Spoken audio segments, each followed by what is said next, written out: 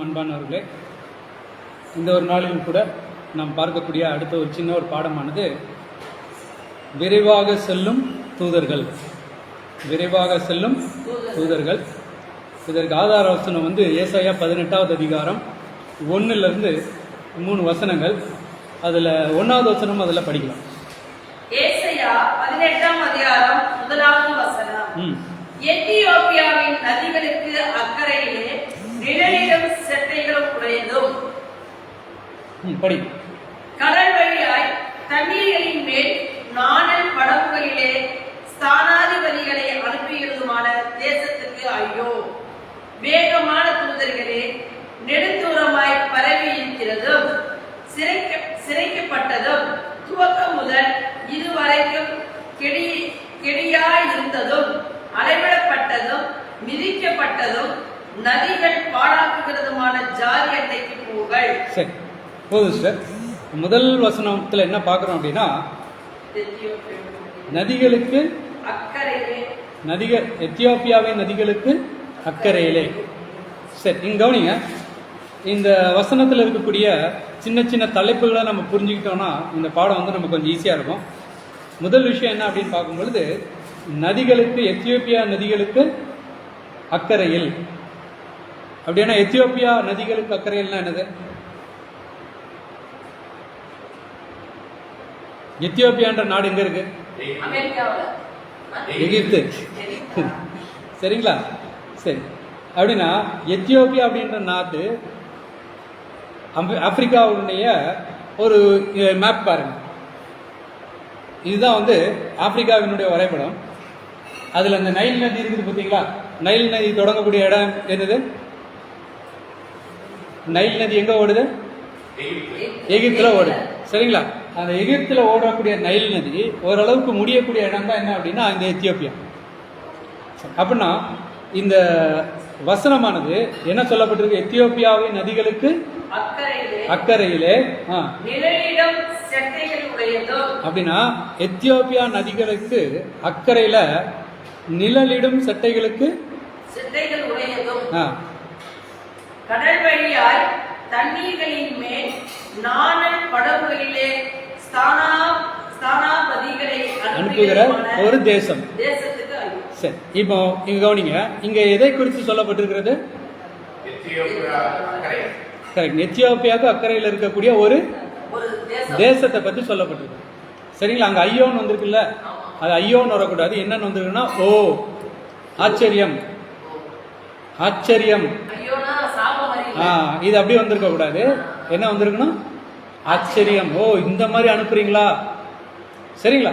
சரி, இப்போ இந்த ஒரு பாடத்தை எழுதினவர் யார் அப்படின்னா, முதல்ல பெஞ்சமின் பாட்டன் அப்படின்னு சொல்லி நம்முடைய சகோதரர் ரசல் அவர்கள் உயிரோடு இருந்தப்போ அவர் கூட பிரயாண ஊழியராக இருந்த ஒருத்தர் தான் யார் அப்படின்னா பெஞ்சமின் பாட்டன். இல்லை, அவர் இன்னொருத்தர் பேட்டன் அப்படின்னு, JH பேட்டன். இவர் பெஞ்சமின் பாட்டன். இப்போ இந்த பாடத்தை அதுக்கப்புறம் இவர் பெஞ்சமின் பாட்டன் எழுதி சொன்னதுக்கு அப்புறம், சபைக்கு கொடுத்ததுக்கு அப்புறம் இந்த பாடத்தை வைத்து சகோதரர் ரசல் அவர்கள்ட்ட ஒரு சில கேள்விகள் வந்திருக்கு. இது ஏன் கேள்விகள் வந்துச்சு நம்ம பார்க்கலாம். கேள்விகள் வந்த உடனே சகோதரர் ரசல் என்ன சொல்லியிருக்கிறாங்க அப்படின்னா, நாங்க காலத்துக்கு ஏற்ற சத்தியத்தை கொடுக்கறதுல நாங்க ரொம்ப கவனமா இருக்கிறோம். காலத்துக்கு ஏற்ற சத்தியத்தை கொடுக்கறதுல நாங்க ரொம்ப கவனமா இருக்கிறோம். ஆனா ஏதாவது ஒரு சத்தியம் அது வாட்ச் டவரை பற்றி வர்ற மாதிரி இருந்துச்சு அப்படின்னா அதை சொல்லுகிறதுல நாங்க இன்னும் கொஞ்சம் கவனமா இருக்கிறோம். ஏதாவது ஒரு சத்தியம் அது வாட்ச் டவரை குறித்து பேசுகிறதா இருந்தால் அதை நாங்க சொல்றதுல இன்னும் கவனமா இருக்கிறோம். ஏன் அவ்வளவு கவனமா இருக்குன்றது இப்ப நமக்கு தெரியும். சரிங்களா? இதுல இது தெரியுதுங்களா உங்களுக்கு? அந்த அளவுக்கு தெரியலீங்களா? சரி, நானே படிச்சிடுறேன். தேவன் இங்கு குறிப்பிட்ட தேசத்தை பற்றி பேசுகிறார். அதாவது இந்த தீர்க்க தரிசனத்தில் தேவன் இங்கு ஒரு குறிப்பிட்ட தேசத்தை பற்றி பேசுகிறார். மேலும் அந்த தேசத்தை பற்றி 3 விஷயங்கள் குறிப்பிடுகிறார். இங்க ஏசாயா 18வது அதிகாரம் 1ல் இருக்கிறது ஒரு தேசத்தை பற்றி சொல்லப்பட்டிருக்கு. அது 3 விஷயங்களை குறித்து சொல்லப்பட்டிருக்கு. என்ன அப்படின்னா, ஒன்று, அந்த தேசம் சிறகுகளால் நிழலாடும் தேசம். அடுத்து எத்தியோப்பியாவின் நதிக்கு அப்பாலே அமைந்துள்ளது. மூணாவது கடல் வழியாய் தூதர்களை அனுப்புகிறது. இந்த மூணை வச்சு அந்த தேசம் என்னன்னு கண்டுபிடிக்கணும். எதை வச்சு? ஒண்ணு என்ன அப்படின்னா நிழல்களால் நிழலிடம் செட்டைகளை உடையது. ரெண்டாவது எத்தியோப்பியா நதிக்கு அப்பால இருக்கிறது. மூணாவது என்ன அப்படின்னா கடல் வழியாய் யாரை அனுப்புகிறதா? தூதர்களை, ஸ்நானாதிபதிகளை, தூதர்களை அனுப்புகிறது. சரி, இப்ப முதல்ல எத்தியோப்பியாவின் நதிக்கு அக்கறையில் இருக்கிற தேசம் அப்படின்னா வேதத்துல நமக்கு தெரிந்திருக்கிறபடி எஸ்தர் 1வது அதிகாரம் 1ஆம் வசனம் படிக்க வேண்டாம், நமக்கு தெரியும். உலகத்தினுடைய ராஜ்யமே எங்க இருந்து எங்க வரைக்கும் தான் சொல்லப்பட்டிருக்குது. ஒரு சைடு வந்து என்ன சொல்லப்பட்டிருக்குது? இந்து தேசம். இன்னொரு சைடு ஏன் ஆஸ்திரேலியாவை சொல்ல? ஏன் சவுத் அமெரிக்கா சொல்ல? ஏன் அமெரிக்கா சொல்லல? ஏன் தெரியுங்களா? அன்னைக்கு மனிதர் குடியிருந்ததே இவ்வளவுதான். இந்த படம் தெரியுதுங்களா? அன்னைக்கு மனிதன் குடியிருந்ததே ஏன் இவ்வளவு நாட்டுக்குள்ளதான் குடியிருக்க முடிஞ்சிச்சு? காரணம், ஒரு காரணம் இருக்குது. இந்த இடங்கள்ல தான் மனிதன் வாழ்வதற்கு ஏற்ற சீதோஷண நிலை இருக்குது. இதுக்கு நீங்க மேல போயிட்டீங்கன்னா என்ன ஆகும்? இது கீழே வந்துட்டீங்கன்னா அது எக்ஸ்ட்ரீம்.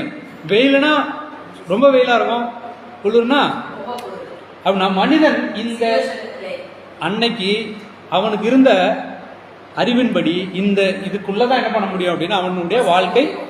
அவன் பைபிள்ல சொல்லப்பட்டிருக்கிற இடம் வந்து எத்தியோப்பியாவின் நதிக்கு அப்படின்னா எத்தியோப்பியாவை தான் கடைசி. இந்த சைடு இந்தியா, அந்த சைடு அப்படின்னா இப்போ எத்தியோப்பியாவின் நதிக்கு அப்புறம் எங்க இருக்குது அப்படின்னா இந்த தீர்க்க தரிசனம் எப்ப நிறைவேறக்கூடிய காலமா இருக்கிறது?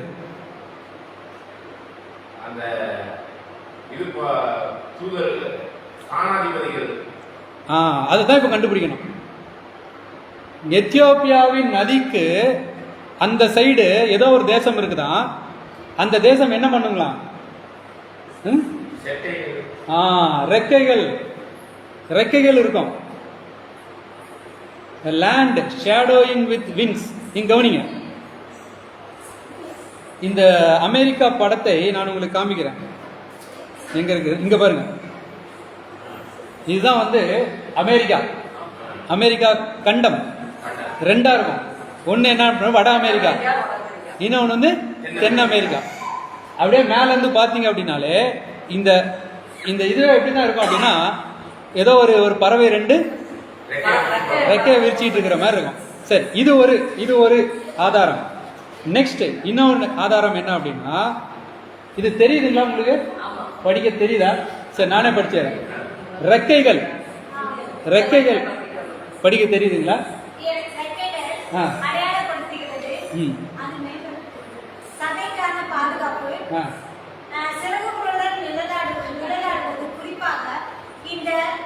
நிலம் பாதுகாப்பை அளிக்கும். சரி விடுங்க, நான் ரெக்கைகள். கோழி தன் குஞ்சுகளை எதுல கூட்டி சேர்க்கும்? ரெக்கைகளுக்கு கீழாக என்ன பண்ணும் அப்படின்னா சேர்க்கும். அப்ப ரெக்கைகள் எதை அடையாளப்படுத்துகிறது அப்படின்னா பாதுகாப்பு. ரெக்கைகள் எதை அடையாளப்படுத்துகிறது? பாதுகாப்பு. அப்படின்னா இந்த தேசம் எதை கொடுக்கும்? அந்த தேசம் எதை கொடுக்கும்? பாதுகாப்பை கொடுக்கும். சரிங்களா? அப்போ தீர்க்கதரிசி காலத்தில் கண்டுபிடிக்கப்படாத தேசம் ஒண்ணு. எந்த தீர்க்கதரிசி காலத்துல? ஏசாயா தீர்க்கதரிசி காலத்துல இந்த தேசம் வந்து கண்டுபிடிக்கவே இல்ல. ரெண்டாவது, இது என்ன அப்படின்னா, ஆனாலும் இது மற்றவர்களுக்கு பாதுகாப்பை அளிக்கக்கூடிய ஒரு தேசம். இதுதான் க்ளூ. நமக்கு க்ளூ என்னது அப்படின்னா, இல்ல, தீர்க்கதரிசிகளுடைய காலத்துல அந்த தேசத்தை கண்டுபிடிச்சிருக்கவே மாட்டாங்க. அது ஒரு க்ளூ. அடுத்தது, அந்த தேசம் என்ன பண்ணும் அப்படின்னா பாதுகாப்பு அளிக்கும் தேசம். அந்த தேசம் தான் என்ன அப்படின்னா அமெரிக்கா. அந்த தேசம் தான் என்னது? அமெரிக்கா. சரி, எப்படி பிரதர் இது அமெரிக்கா? இது எப்படி அமெரிக்கா அப்படின்னா கவனிங்க, இந்த அமெரிக்காவினுடைய ஒரு படமே எப்படி இருக்குது அப்படின்னு பார்க்கும் பொழுது ஒரு கழுகு ரெட்டைகை. அடுத்து அமெரிக்காவினுடைய அந்த கரன்சி நோட் இருக்குது பார்த்தீங்களா, இதுல வந்து இவங்களுக்கு அந்த சீல் இருக்குல்ல, இங்க போட்டுக்கோ பாருங்க, இது எப்படி இருக்கும் அப்படின்னா ஒரு கழுகு 2 செட்டைகளை விரித்து இருக்கிற மாதிரி இருக்கும் இவங்களுடைய நோட்டில். அடுத்து இதுதான் என்ன அப்படின்னா அந்த கவர்மெண்டுடைய அபிஷியல் சீலு. இன்னைக்கு நம்மளுடைய முத்திரையில என்ன இருக்கும்? அசோக சக்கரம் இருக்கும், சிங்கம் இருக்கும். ஆனா அவங்களுக்கு என்ன தெரியுமா இருக்கும்? ஒரு கழுகு அப்படியே 2 ரெக்கைகளை விரிச்சுக்கிட்டு இருக்கும். அடுத்து இதான் பாருங்க பிரசிடென்ட்டுடைய சீல், அவங்களுடைய ரூபாய் நோட்டு. அது என்ன, அது வந்து அவங்களுடைய காயின், ரூபா காயின் இருக்குல்ல, காயின்ல வந்து ஒரு கழுகு ரெக்கை விரிச்சிருக்கும், பிரசிடென்ட்டுடைய சீல்ல இருக்கும். சரிங்களா? அதுக்கப்புறம் இது என்ன அப்படின்னா அவங்க நாட்டில் இருக்கக்கூடிய சுதந்திர தேவி சிலை. இது எதுக்காக அங்க கொண்டு போய் வச்சாங்க? இது எதுக்காக வச்சாங்க அப்படின்னா எங்களுடைய நாட்டில் வரக்கூடியவர்களுக்கு எல்லாவித சுதந்திரம் உண்டு. எங்களுடைய நாட்டில் வர்றவங்களுக்கு எல்லாவித, இப்படிதான் அமெரிக்கா என்ற நாடு என்னாச்சு அப்படின்னா உருவாச்சு.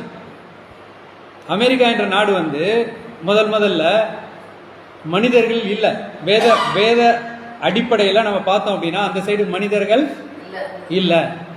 அப்படின்னா இன்னைக்கு மனிதர்கள் இருக்கிறாங்களே எப்படி? எல்லாம் எங்க இருந்து போனவங்க தெரியுங்களா? குடியேறினவர்கள். எல்லாம் என்னது?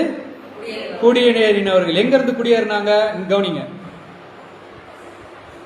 இங்க பாருங்க, அங்க குடியேறினவங்க யாரு தெரியுங்களா? ஹியூகனாட்ஸ். ஹியூகனாட்ஸ்னா யாரு தெரியுங்களா? ஹியூகனாட்ஸ்னா இந்த ரோம கத்தோலிக்கர்களுக்கு ஆர்சியிலிருந்து இவர்களோட பண்ணக்கூடிய தவறெல்லாம் தப்பு அப்படின்னு சொல்லி ஒரு குரூப் வெளியே வந்தாங்க, ஹியூகனாட்ஸ் அப்படின்வாங்க. அதான மார்ட்டின் ஹியூகனாட்ஸ்,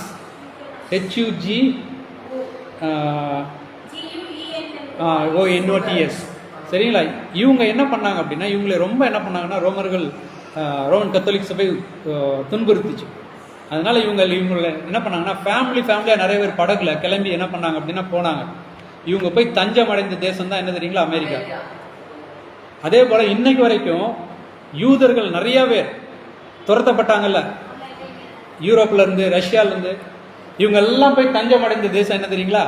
அமெரிக்கா. ஏன் எல்லாம் அமெரிக்காவுக்கு போனாங்க? ஏன்னா அவங்களுடைய கொள்கை என்ன அப்படின்னா இங்க வரக்கூடிய எல்லாருக்கும் என்ன உண்டு அப்படின்னா சுதந்திரம், லிபர்ட்டி. அதுக்கப்புறம் அவங்க என்ன கொண்டு வந்தாங்க அப்படின்னா உலகத்துல டெமோக்ரஸி அப்படின்றத கொண்டு வந்தாங்க. மக்களுக்காக மக்களை ஆட்சி செய்கிறவர்களே அவர்களே தேர்ந்தெடுக்கக்கூடிய ஒரு கவர்மெண்ட். அதை என்ன பண்ணாங்கன்னா கொண்டு வந்தாங்க. அப்போ வேதத்துல சொல்லப்பட்டிருக்கக்கூடிய முதல் வசனத்தை படிங்க, ஏசாயா 18:1-2. எத்தியோப்பியாவின் நதிகளுக்கு அக்கறையிலே பாருங்க, எத்தியோப்பியாவின் நதிகளுக்கு அக்கறையிலே நிழலிடும் செட்டைகளும் உடையதும், நிழலிடும் செட்டைகளை உடையதும், கடல் வழியாய் தண்ணீர்களின் மேல் நாணல் படகுகளிலே ஸ்தானாபதிகளை அனுப்புகிறதுமான தேசத்துக்கு ஓ அப்படின்னா ஃபர்ஸ்ட் வசனம் தான் இப்ப நம்ம என்ன பண்ணிருக்கிறோம்னா நமக்கு புரிஞ்சிருக்கு. என்ன அப்படின்னா எத்தியோப்பியாவின் நதிகளுக்கு அக்கறையில ஃபர்ஸ்ட். அதுக்கப்புறம் அடுத்த குழு என்னது? நிழலிடும் உடையது. இது ரெண்டையும் கரெக்டா நிறைவேற்றுகிற மாதிரி இருக்கக்கூடிய ஒரு தேசம் உண்டு அப்படின்னா அதுதான் என்னது? அமெரிக்கா. இப்போ ரெண்டாவது வசனம் எப்படி தொடங்குது அப்படின்னா படிங்க, ரெண்டாவது வசனம் படிங்க. கடல் வழியாய் தண்ணீர்களின் மேல் நாணல் படகுகளிலே ஸ்தானாபதிகளை அனுப்புகிறதுமான தேசத்துக்கு. போதும். கடல் வழியாய் நாணல் படகுகள். கடல்ல வந்து நாணல் படகு போகுமா? ஆனா போகும். கடல் வழியா என்ன போனோம்? நாணல் படகு போனோம். நாணல் படகுல யார் அனுப்புறாங்களா? ஸ்நானாதிபதிகளை அனுப்புகிற தேசம். அப்படின்னா இங்க நாணல் அப்படின்றது நமக்கு தெரியும், பேப்பரஸ். அதுதான் வந்து பேப்பர் அப்படின்ட்டு என்ன வந்து நான் வந்துச்சு. சரி, இப்போ இந்த பேப்பர் அப்படின்றது நமக்கு நல்லாவே தெரியும். கடல்ல பேப்பர்ல கப்பல் போறதுக்கு வாய்ப்பே இல்லை. அப்படின்னா இது என்னது? அது ரெண்டாவது பாயிண்ட் மட்டும் படிங்க சார். தெரியுதுங்களா? கடவுளுடைய செய்தியை கேட்கும் காதுள்ள அனைவருக்கும்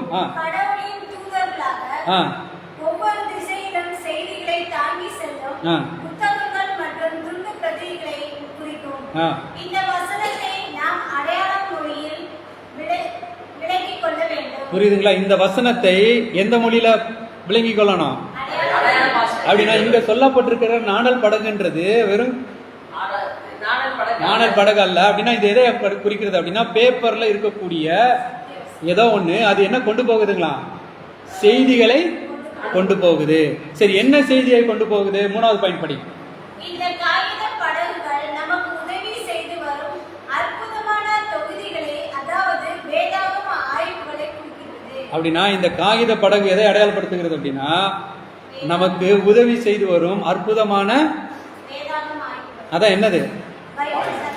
வால்யூம்ஸ் மற்றும் ரீப்ரிண்ட்ஸ். இதுதான் இந்த பேப்பர் போட்டு இது என்ன பண்ணுது? அடையாளப்படுத்துகிறது. சரி, இப்போ நமக்கு ஒரு கேள்வி வரலாம். ஏன் பிரதர் பைபிள் கூட இதுல தான் இருக்குது? பைபிள் எதுல இருக்குது? ஏன் இது பைபிள் இல்ல? ஏன் நீங்க வால்யூம் சென்றீங்க? நீங்க பைபிள் ஸ்டூடெண்ட் அப்படின்னா எல்லாமே வந்து வால்யூம் பண்ணிடுவீங்களா? இப்படி கூட கேள்வி வைக்கலாம்ல? வைக்கலாமா வேண்டாமா? கண்டிப்பா வைக்கலாம். அப்ப ஏன் இது பைபிள் இல்ல? சகோதரர், பைபிள் இல்லைன்றதுக்கு என்ன ரீசன் கொடுக்குறாரு அப்படின்னா, பைபிள் மோஸ்ட்லி பிரிண்ட் ஆன தேசம் என்ன அப்படின்னா இங்கிலாந்து மற்றும் ஜெர்மனி. அங்க இருக்கக்கூடிய ஆக்ஸ்போர்டு மற்றும் கேம்பிரிட்ஜ் பல்கலைக்கழகங்கள்ல இருக்க இந்த இயந்திரங்கள் மூலமாகத்தான் அதிகமாக என்ன ஆச்சுன்னா பிரிண்ட் ஆச்சு அங்கிருந்து. ஆனால் ஆனால் ஆனால் இது முதல் விஷயத்தை இது வேணா என்ன பண்ணும் அப்படின்னா நிறைவேற்றும். என்னது? எத்தியோப்பியா நதிகளுக்கு அப்புறம் இருக்கக்கூடிய ஒரு தேசம் தான் எது? இந்த இங்கிலாந்து ஆனாலும் சரி, இல்லைன்னா ஜெர்மனி ஆனாலும் சரி. ஆனா ரெண்டாவது விஷயத்தை இது நிறைவேற்றாது. என்னது? சிறகுகளால் நிழலிடும் சட்டைகளை உடையது. அப்படின்னா எந்த ஒரு தேசத்துல சுதந்திரம் இருக்குமோ, எந்த ஒரு தேசத்துல ஜனங்களுக்கு பாதுகாப்பு இருக்குமோ, அந்த தேசம்தான் இந்த தீர்க்க தரிசனத்தை அடையாளப்படுத்துகிறது. அப்படின்னா எந்த தேசத்துல தான் ஜனங்களுக்கு பாதுகாப்பு கிடைச்சிச்சு? அமெரிக்கா. ஏன் அது வந்து பிரிட்டன் இல்ல? ஏன் ஜெர்மனி இல்ல? ஏன் ஜெர்மனி இல்ல அப்படின்னா அங்கெல்லாம் யாருடைய ஆட்சி இருந்துச்சு? போப்புடைய அரசாட்சி இருந்துச்சு. பிரிட்டன் யாரு கீழே இருந்துச்சு? போப்பு கீழே தான் இருந்துச்சு. அப்ப எங்க சுதந்திரம் இருந்துச்சு ஜனங்களுக்கு? அங்க இருந்து வெளியேறி வந்தவர்களுக்கு தான் முதல்ல என்ன கிடைச்சதுன்னா சுதந்திரம் கிடைச்சிச்சு. அதனாலதான் நீங்க பாத்தீங்கன்னா ட்ரூத் எல்லாமே அமெரிக்கால தான் நிறைய என்னாச்சுன்னா கண்டுபிடிக்கப்பட்டது. அமெரிக்கால தான். William Miller America, Henry crew, யார் எடுங்க எல்லாரும் என்ன தேசம்? அமெரிக்கா தேசம். விசுவாச கப்பல் சத்தியம். பைபிள் வேணா ஆசியா கட்டத்துல அப்படி வந்துச்சு. ஆனா அந்த சத்தியம்ங்கிற அந்த கப்பல், அதான் காகித அந்த கப்பல் அமெரிக்காவில இருந்து தான் வந்துச்சு. ஆமா, விசுவாச கப்பல் அப்படிங்கிற மகாபரிசுத்தமான விசுவாச சத்தியம் அங்கிருந்தா ஞானாதிபதிகள். அடுத்து அதுதான் பார்க்க போறோம் பாருங்க. அப்போ இது வந்து பேப்பர்ல கண்டிப்பா என்ன பண்ண முடியாது, கோட் பண்ண முடியாது. ஆனால் இது எதை அடையாளப்படுத்துகிறது அப்படின்னு பார்க்கும்போது, தேவன் நமக்கு அருமையாக கொடுத்திருக்கக்கூடிய ஒரு 6 வால்யூம்ஸ், அப்புறம் அதை சார்ந்து இருக்கக்கூடிய ரீப்ரிண்ட்ஸ், இந்த காரியங்களை தான் இது என்ன பண்ணுது, அடையாளப்படுத்துகிறது. சரி, அடுத்தது இதே தீர்க்க தரிசனத்தில் விரைவாய் செல்லும் தூதர்கள், விரைவாக செல்லும் தூதர்கள், அந்த பாயிண்ட் படிங்க சார். தெரியுதுங்களா? வாட்ச் டவர்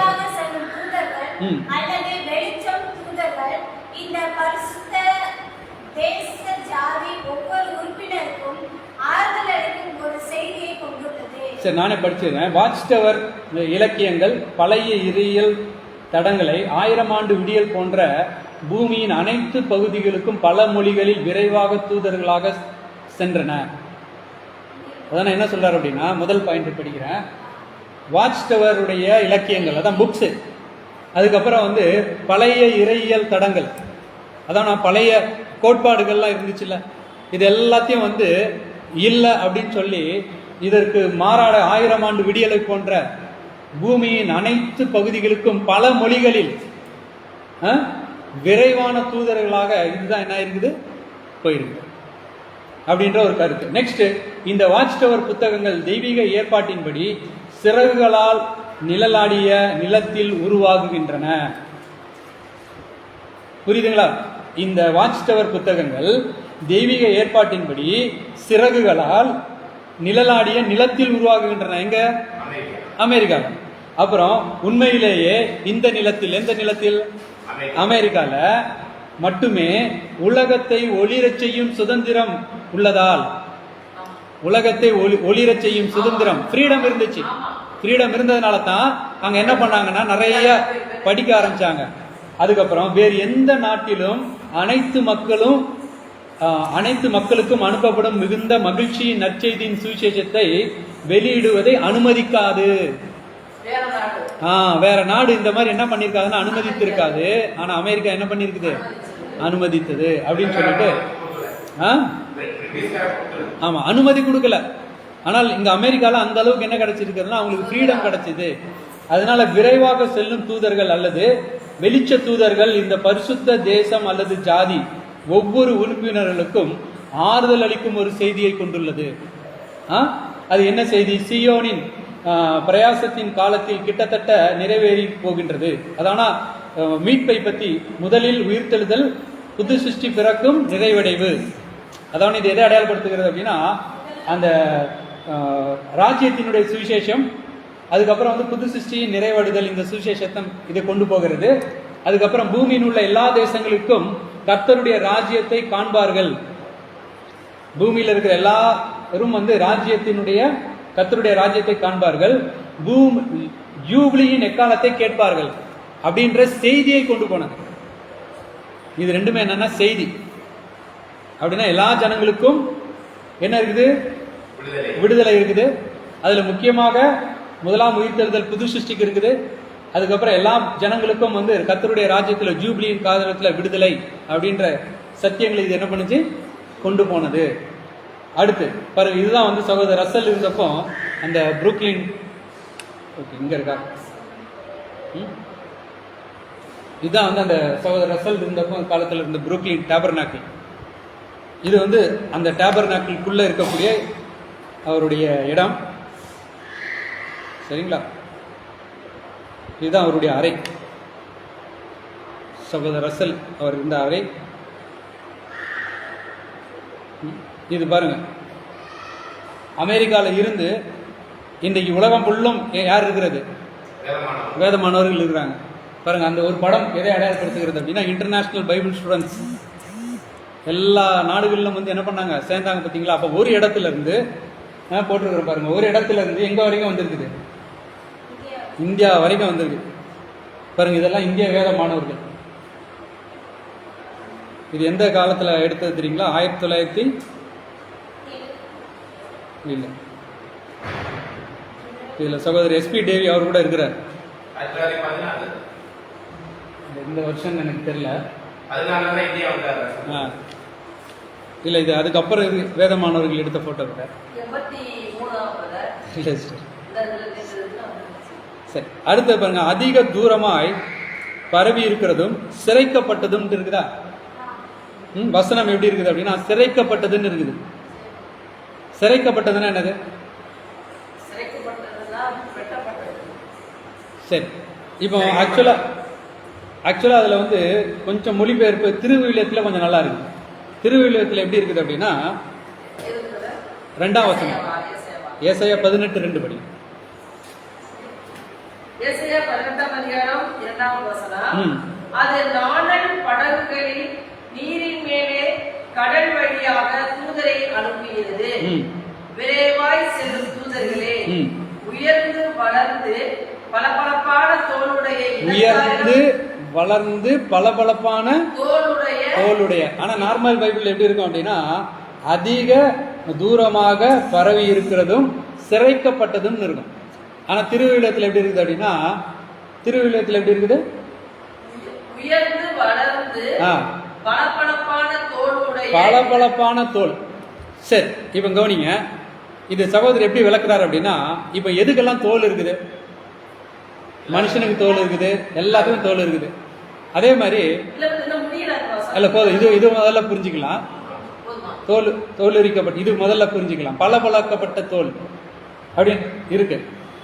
அப்படின்னா இது எதை அடையாளப்படுத்துகிறது அப்படின்னா, இப்போ ஒரு ஆப்பிள் இருக்குது. ஆப்பிளுக்கு நீங்க என்ன பண்ணலாம்? தோலை உரிக்கலாம். அதே மாதிரி ஆரஞ்சுக்கு என்ன பண்ணலாம்? அது தோலை உரிச்சிங்கன்னா என்ன ஆகும்? அந்த சிறப்பாக தெரியும். அந்த கொஞ்சம் பளபளப்பா ஷைனிங்கா இருக்கும். ஏதோ ஒண்ணு நீங்க தோலை உரிச்சிட்டீங்க அப்படின்னா அது வேற ஒரு இதுல இருக்கும். அதே போல இங்க ஒரு கூட்டம் இருக்குது. அந்த கூட்டத்தினுடைய தோல் என்ன ஆகுதுன்னா உரிக்கப்பட்டு, இல்லைன்னா அவங்க என்ன பண்ணாங்கன்னா மெருகேற்றப்பட்டிருக்கிறாங்க. ஒரு கூட்டம் அவங்க வந்து மெருகேற்றப்பட்டிருக்கிறார்கள். எதனால? சுதந்திரம். சுதந்திரன் சொல்றதை விட அவங்களுக்கு கிடைத்த அனுபவங்களால. ஏன்னா இந்த செய்தி யாருக்கு போகுது? உலகம் நல்லா. அதான் இந்த உலகமெல்லாம் போகுது. ஆனா உலகமெல்லாம் எல்லாருக்கும் போகல. குறிப்பிட்ட அந்த குறிப்பிட்டவங்களுக்கு யாருக்கு போனதுதான் இங்க சொல்லப்பட்டிருக்குது. யாருக்கு போச்சு அப்படின்னா, அதிக இந்த வளர்ந்து உயர்ந்த விரைவாக செல்லும் தூதர்களே ஆ. உயர்ந்து ஆ. வளர்ந்து